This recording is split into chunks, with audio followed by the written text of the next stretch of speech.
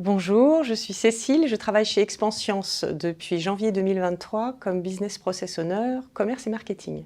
Je suis rentrée chez Expansience en 2015 en tant que consultante supply. J'ai accompagné des projets dans les filiales, au Mexique, en Italie et en Belgique, pour changer de prestataire informatique par exemple, ou installer un nouveau système de gestion. De 2016 à 2019, on a défini un corps modèle pour nos filiales, qu'on a déployé ensuite au Portugal et donc en Espagne. Plus récemment, j'ai surtout travaillé pour la France et le corporate pour les accompagner sur des projets de nouveaux business ou de nouveaux outils informatiques. Et donc ça jusqu'en décembre 2022.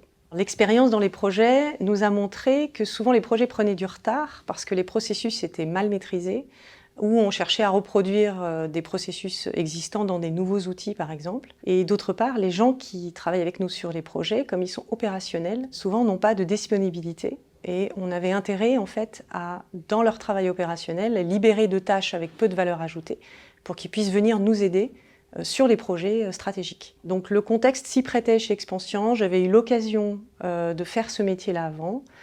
Donc j'ai choisi d'avancer en fait sur cette voie-là, ça a été validé par la direction. Et donc l'année 2023, c'est l'année où on déploie en fait cette démarche processus dans les autres métiers également, donc la finance, la RH ou la supply.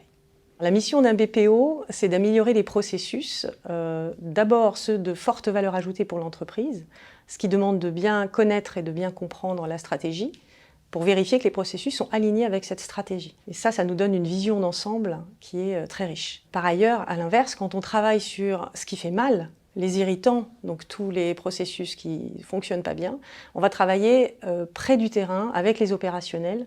Donc c'est un métier qui est très humain, dans lequel on travaille à améliorer les choses pour les gens. Donc c'est cette double casquette qui est très intéressante dans ce métier.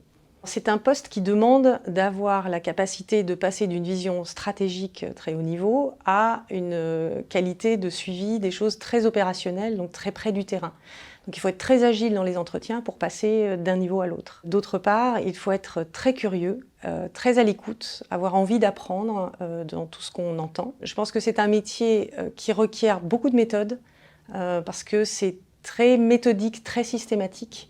Il faut savoir mettre les efforts là où ça vaut le coup de les mettre. Il ne faut pas vouloir tout couvrir non plus, il faut être intelligent par rapport à ça. Et dernier point, il faut avoir une volonté farouche d'améliorer les choses. Il faut vraiment avoir une volonté, le courage d'avancer et en même temps d'être très patient. Parce que le changement, ça s'accompagne, ça se prépare, ça ne se décrète pas. Et donc il faut être patient et bienveillant.